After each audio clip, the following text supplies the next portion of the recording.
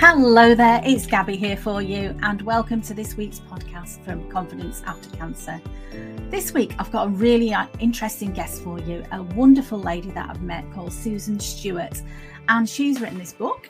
I'm going to put a link to it below this, and it's called Intermittent Fasting, No Diets Involved. And she's got a really inspirational story to share with us about how she went from being very overweight, having a lot of health problems, and she tells a little bit of her story. She's also a cancer survivor, but that was many years ago, and luckily she's in full and beautiful health now. But she talks a lot now about intermittent fasting and what it's done for her and how she shares what she's learned with other people. And I was really interested to learn about this. I know there's a lot of studies, and I'm going to find some of the links to put below this podcast so you can see for yourself. There's a lot of studies now that are showing that intermittent fasting not only can help people with cancer, but it can prevent cancer. And Susan and I are going to talk about this. We're not doctors, we're not scientists, we are people with real life experience. We want to share that with you. I'm hoping you're going to find this inspiration. She's a lovely, very genuine lady, and I found really fascinating as well, she doesn't just talk about what to eat and when to eat it. She talks about mindset. She talks about how you can love yourself. She talks about how you can care for yourself. And so listen to her story now. Listen to Susan. I hope you will enjoy it as much as I did.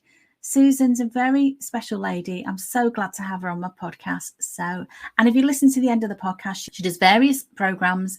She does a lot of free stuff. But if you want to work with Susan, she's got a special offer for our listeners and viewers as well.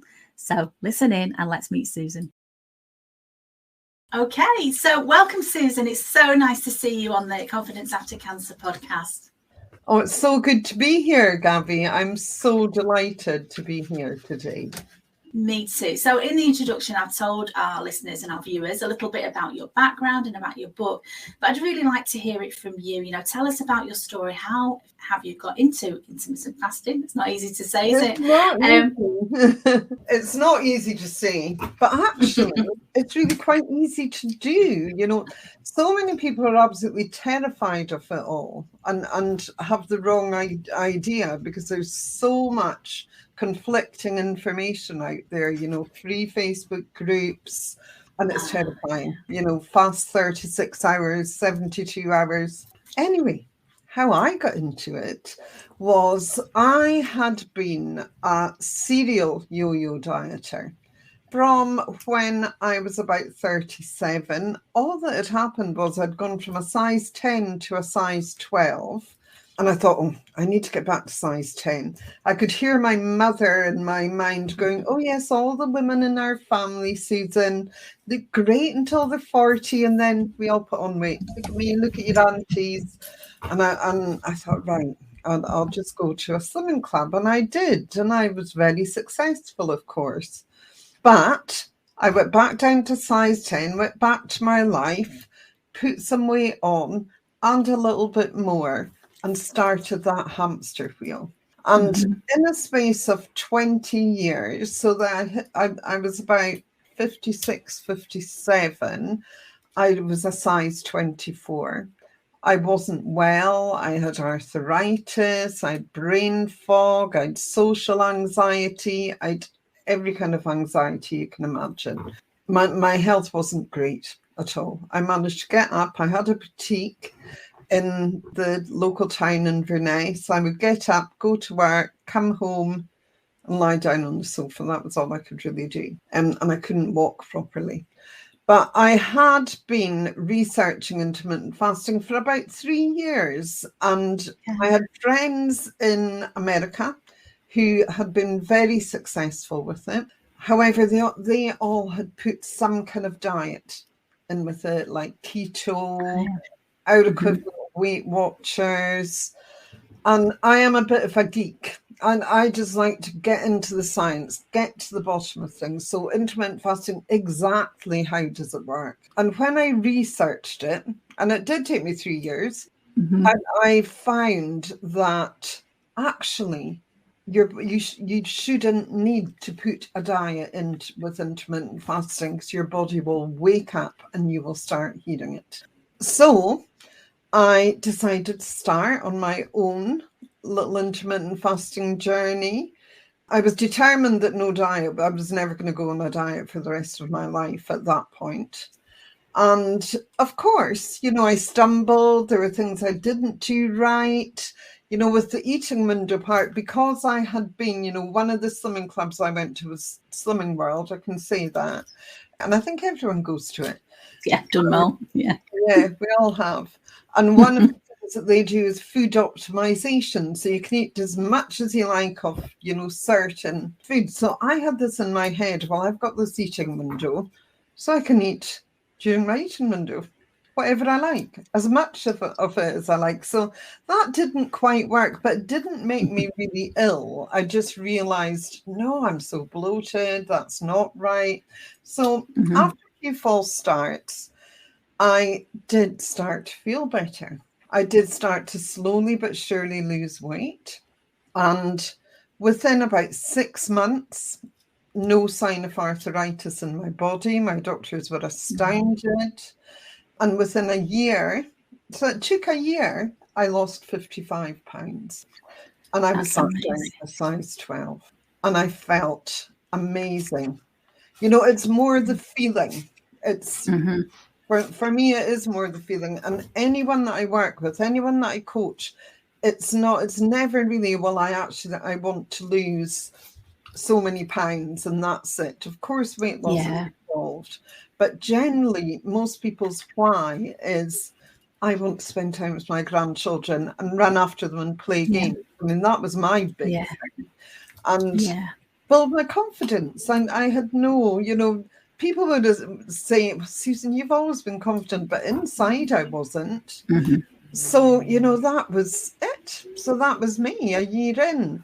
But during that time, I had a boutique in Inverness, and I don't have it anymore because we didn't reopen after lockdown for various reasons. Yeah.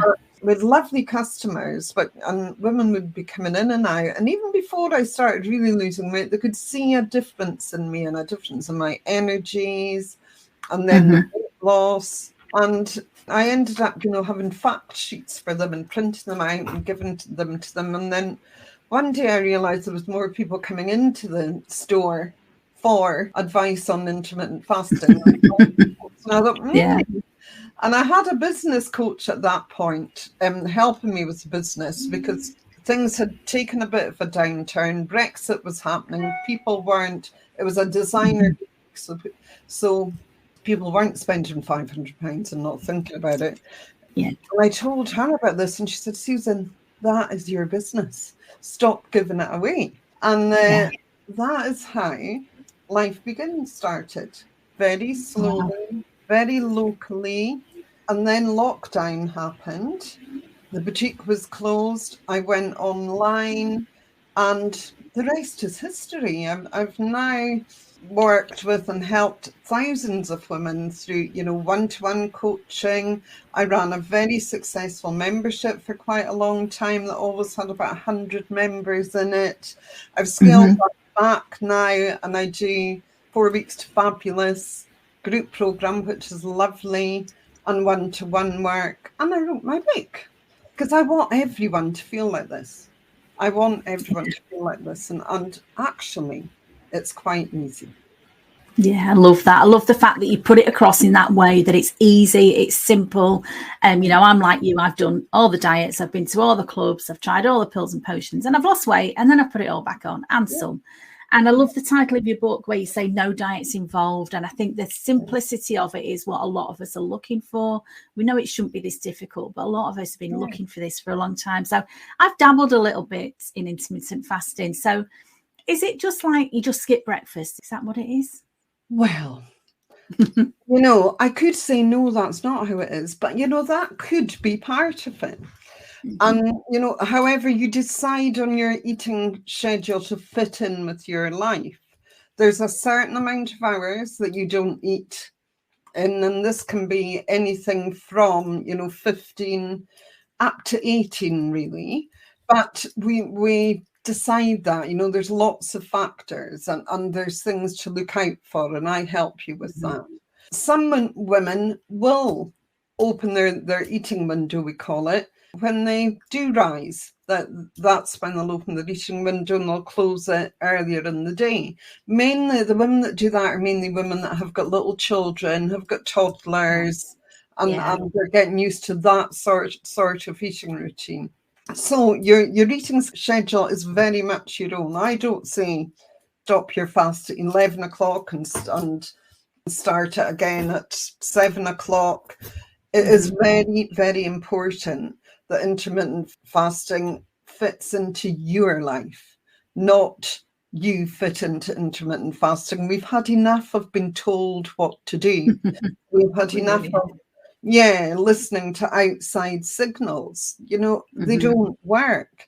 And actually, if we can start listening to our bodies are speaking to us all the time. And if you fall asleep after eating, there's something you've eaten that doesn't agree with you. If you feel bloated after eating, there's something there that doesn't agree with you. It doesn't mean to say that you stop eating it completely. Pasta makes me very bloated and will also put me to sleep. However, I love pasta.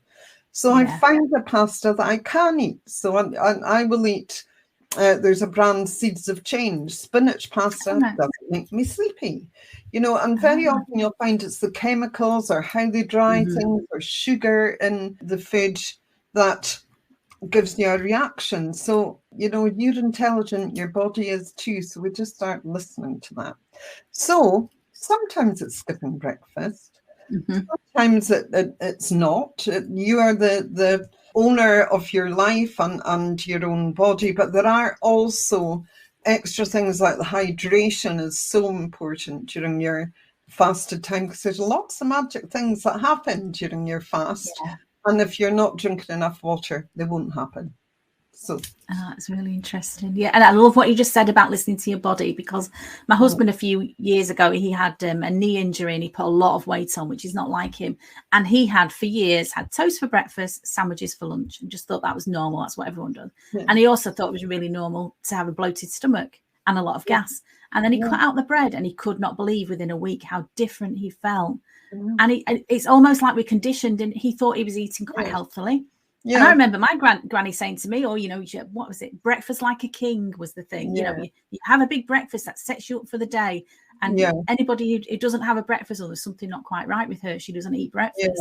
So it's those voices in your head and that conditioning. It certainly is. And breakfast was invented by John Harvey Kellogg in 1908. When he launched Kellogg's cornflakes. Before that, we didn't really eat breakfast. You would, very often the wife would be at home, the husband would go out to work, he would have his lunch with him, he would just have a cup of tea in the morning, very often not have milk, so you didn't really have milkmen or anything then. So, they were fasting then. And incredible marketing to introduce another meal into the day. The only other historic evidence of breakfast or breaking your fast, I mean, it is breaking your fast, been eaten was in the courts of Greece, where they were to have banquets and things. So I don't think that was me or my family back then. There you go. But very often we have to get past that conditioning. It's all conditioning, I'm afraid. I can see that. And I can see that. And I'm not a big breakfast eater anyway, and I always thought there was something I wasn't doing things right, but it kind of makes sense what you're saying. But what I do like in the morning is a cup of coffee with sweetener and with milk in. So is that breaking a fast if you were to have that in the morning? You can still have your coffee, but not with sweetener and not with milk. Now, I know that sounds terrifying. That is something that put me off. I would say for about a year, it stopped me starting, because I used to drink coffee with double cream, and I mean, it would swim on the top, globules of it. And I think I don't know who I thought it was. And I think black coffee, so you actually feel quite French, to be honest. But sorry, I'm quite strange like that. But there are, I can help you with ways of stopping making black coffee taste bitter. But also, I found I didn't even know how to stop making it feel bitter. I was just drinking ordinary Nescafe, and within 3 days, I started enjoying it. Black. I couldn't believe it. Yeah. It's amazing how you can break a habit really quite quickly. As soon as you open your eating window, you can have coffee, you can have sweetener, you can have whatever, but during your fasted time, it's got to be black, because it's not about calories. It's got nothing to do with calories. You know, there are some, well, as far as I'm concerned, and in the way that I coach people into fasting, we do clean fasting. And it's nothing to do with calories. It's to do with your insulin and keeping your insulin levels low. The moment you put a flavor into something, so flavored teas, black tea is okay, green tea is okay, but fruit teas are no use. Lemon in your water, all these things will just spike your insulin and take you out of your fast. It's science. Yeah, it makes absolute sense. But, you know, because I've studied nutritional healing, and I tried to give people good advice. And for me, for a long time, I didn't really like water. And I thought, it makes it a bit better if you put a bit of fruits in it. But I get that now. You're thinking, it's got no calories. It's not doing me any harm. But I get it now. The way you're explaining it makes it very clear. It's just really the flavor. As soon as you open your eating window, you can put cucumber, lemon, whatever you want. And it's just for that fasted time. Yeah. Okay, so I've got an interest in nutrition. I follow quite a lot of people on YouTube and online, talking about fasting, but talking about, and this word keeps coming up, and I hope I'm going to say it correctly. Autophagy, is that how you say it? Autophagy. Autophagy. Thank you. It took me 2 years to say that word. I would stutter and stumble over it, especially if I was reading it. Yeah, exactly. I'm just reading it now. But I've seen over the last month, everyone's talking about it and what magic it is and how brilliant it is. So talk us through that. What is it and what's it doing for us? Well, at last, everyone's talking about it. Autophagy is the most magical, deep cleansing of your cells that happens about 15 hours fasted. Approximately, we're all different. About 15 hours fasted. There are other schools of thought, but I have worked with a doctor, Dr. Mindy, who has tested on this. So I know it's 15 hours, around 15 hours for most people. So autophagy is like the recycling and cleansing of all the cells in your body. It is the most magical, natural process, and it will take cells that are dangerous and damaging and flush them out of your body. It will take cells that are maybe not, on the road to being damaged and recycle them and make them better. And it also nourishes and makes sure that all the other cells in your body are in a good shape. And this is from your brain to every part of your body. And the Nobel Prize was won, can never remember at the moment, either in 2012 or 2014, but by a Japanese scientist on his studies and research on autophagy and fasting. It was mentioned first of all in scientific papers in about 1963. So it's been here for a long time. Everyone should know about it. And I'm really glad that we're starting to see it and hear it, because it's a way of us keeping ourselves well and to help us live longer lives. That's amazing. I believe with you. I believe in a lot of what you're saying, because that's why I studied nutritional healing. And a lot of that wasn't just about what food you eat. It was about, if you get out of your own way, your body is amazing and your body can heal itself. That was the premise of nutritional healing. And so I've learned a lot, but I'm still learning, and I'm loving learning the stuff that you're sharing online is really, really interesting to me. The other big thing I took from your book as well, because it wasn't just about weight and it wasn't just about what I did. I loved how you talked about mindset and about your approach to life and, about loving yourself. I talk about that all the time. And some people think you're a bit crazy if you talk about loving yourself. But I love that, the exercises that you've done on that. But I'm really interested. A lot of my viewers will be, people that have been through cancer, and a lot of people will suffer, as I have, with chemo brain or brain fog or muddled thinking or whatever you want to call call it. Yeah. And I'm hearing that intermittent fasting helps with that as well. And that's really interesting to me. That's something I need to know about. Oh, it's fabulous. And that is part, the autophagy is creating that. Human growth hormone is something else that kicks in about between 8 to 10 hours fasted. And that helps with brain power as well. Right. And also ketosis. So when we go into ketosis, it's not only fat burning. It does burn your fat, which is great. But it's a chemical released to your brain called GABA, which then will sort of opened, it's like a ting. You can almost feel it. See if you're really looking out for this. It's like a ting. And then your body starts being flooded with dopamine and serotonin. So you handle anxiety a lot better. Your brain is clearer. Honestly, I was so worried about my memory and my brain fog. I've got one of my sisters is a psychologist over in Cape Town, and I can remember talking to her about it, and she said, Susan, as long as you know that you're forgetting things, they're all really funny about it. But these things, and chemo brain is a terrible thing. I know that. I work with people that have had cancer, people that have cancer, that are going through chemo, and fasting does help so much. There's been scientific studies been done. Just Google it. There's so many of them.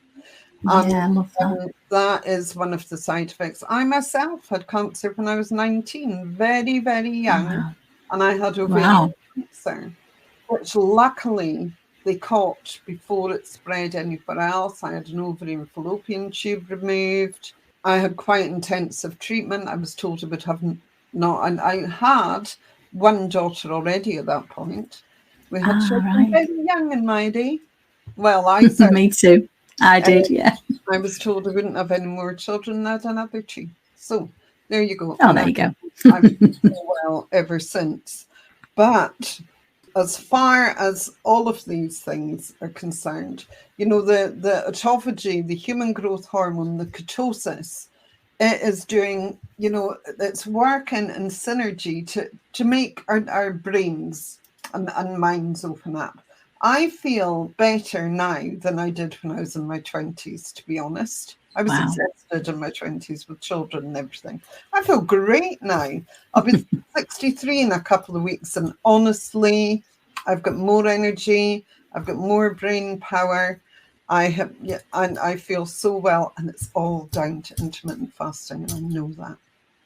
That's fabulous. That's so inspiring to hear from people that are struggling, because this is something you can do for yourself. Yes, there's help available, but it's something that you can control. And I think, again, whatever you've been through, the feeling of not being in control, and also almost like that self-fulfilling prophecy. People say, oh, you've had chemo, oh, you'll never be the same again. Oh, you're middle-aged, or you've been through menopause, you'll never be the same again. You hear this all the time, and you're just like a living example of that. Doesn't necessarily have to be true for me. I can choose another way. Absolutely. And very, very seldom during treatments does anyone talk about diets, what you're eating. I don't mean diet as in fun world. I mean what you're eating and how you're eating. Although there are quite a few oncologists now that are tuning into intermittent fasting and realize the benefits. But it is one thing you can be in control of, and sometimes that is all you need. And, and I definitely work as well with mindset, with putting yourself first. Women just don't. We're conditioned not to, and we need to get used to putting ourselves first. And this is one thing that we can do for ourselves. It teaches us patience. It teaches us we can be in control. It raises our self-belief. I also do quite a lot of work with cortisol, your stress hormone, how to manage to keep that down as well. It's all about hormones. It is all about hormones, the whole lot. Love that. Absolutely. Just, speaking my language. I love everything that you're talking about now, and I think so many people need this, and they need to know this information. So hopefully we can share it. I've just started following you. I'm with your Facebook group and watching the stuff that you're putting online. I'm a little bit concerned. I'm going to on holiday soon, and it's usually a time for a lot of overindulgence. Yes. So could you still incorporate intermittent fasting if you were on holiday? How would that work? Well, you have got to have a life. Intermittent fasting is a lifestyle, and you're going to be doing it for the rest of your life. You're not going to give up at 6 weeks because you've, lost 20 pounds and that's that. It is an absolute way of life. Now, when you go on holiday, I don't know about you, but if someone is cooking me breakfast, more often than not, I will eat it.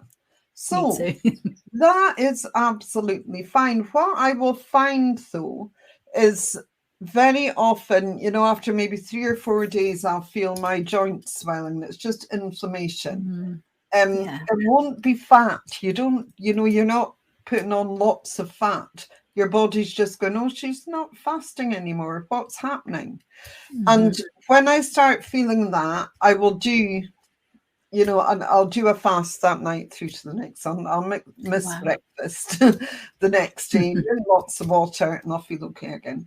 It's the first thing then that you feel like doing when you get on the plane or get on the car to drive home is, where's the water? What's the time? I'm getting back to my fasting. You won't feel like you've blown it. You won't feel like, oh my God, I've fallen off the wagon. These diets don't work. They're hopeless. You just go, I'm getting back to my fasting because I'm going to feel great. I come back from holiday quite often 6 pounds heavier within 3 days thereof. Not because I'm starving myself, just because I've started drinking again, drinking water, enough water again, and got into my fasting schedule. Your body, once you start fasting and once it's established, and that just takes a matter of weeks, your body knows you're a faster and it's going, come on, get back to fasting. Give your body a break. That's that good feeling again. Yeah, absolutely. Love that. Thank you so much. That's given me a lot of positivity of thinking. And I've done the same before. I've fallen off a diet. I've stopped the plan. And then the self-loathing comes in. Oh, you're useless. You can't stick to anything. Negative. And it all goes out the window. So, I love that. Yeah, well, you're never a failure. It's and we have to have a life. In the summer, I actually put on a bit of weight because I'm a lot more sociable in the summer. I'm very much, sunshine barbecues. In the winter, I am, no, don't ask me to go anywhere. I just want to stay at home and cootie in, as we call it. And that's good. We have to live our lives. Definitely have to live our lives. Love that approach. And so my last question really for you, I'm going to talk in the introduction and I'm going to put the links below this in the show notes to your book so people can buy your book if they want to. But how else can they work with you, Susan? Talk about the different ways that people can work with you. Well, I've trimmed things down now, and I have an 8-week one-to-one program because some people don't like group programs. They would rather see me one-to-one. It's on Zoom. And also you would have a totally personalized plan that's unique to you, access to me through Messenger whenever you need it. I actually had a message at 11 o'clock last night and I thought, did I explain? But, it doesn't matter. I replied. I was awake. It's grand. So that program introduces intermittent fasting. We also work with glucose. So that isn't in my books. This is something I've been working with for about the past year, and it's glucose spikes during our eating window. And oh my goodness, managing to control them with ease. The synergy of intermittent fasting and glucose transformation is fabulous, and it's easy and it's not depriving yourself. So there's all that involved. And we also do a liver cleanse. Don't be scared. It's non-invasive. It's a full package from start to finish in the 8 weeks that will give you every tool that you'll need for your intermittent fasting lifestyle forever. So that, I generally have a couple of spaces available because people are leaving week by week and completing. And I also have a 4-week group program we've just started, and I run that every couple of months. The next one will start in November for a month, and it's good. You're in it, Gabby. Can I say that you am? Of course you can. Yeah, it's day one for me. So far, so good.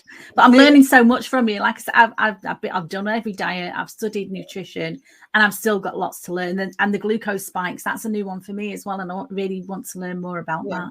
So so easy and so simple. And one thing I don't do is complicate things. I introduce slowly but surely, week by week, we add on, because I think you could, if you're in any free Facebook groups, it's terrifying what there's lots of knowledge in there that's good knowledge, but I think it terrifies people because it complicates things. It is actually really quite simple, and there's things that you absolutely have to do, and we do them. And and the group program runs really well. This time, I think we've got about 20 people in it, 2 men as well, which is great. Yeah, surprised to see the men, but that's all good. Yeah, I've only ever worked with men 1-to-1. They've never, so it's great that we've got 2 this time. The last time I ran it, there was 47, but it's really good, and there's camaraderie in there. So group program in November or 1-to-1 can start anytime, really. And you can just message me, find me on Facebook. I think you've got a link. I just use my personal. I just use my personal profile nowadays, mainly because I'm not going to give Facebook lots of money for advertising.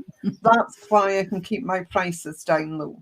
I just rely on coming and meeting people through podcasts, etc., or recommendation from people that I work with. That very often, a lot of my clients come in that way. So that is the main way that you can work with me at the moment. Just find me on Facebook and send a message. I've always got something to promote on there, so be prepared for that.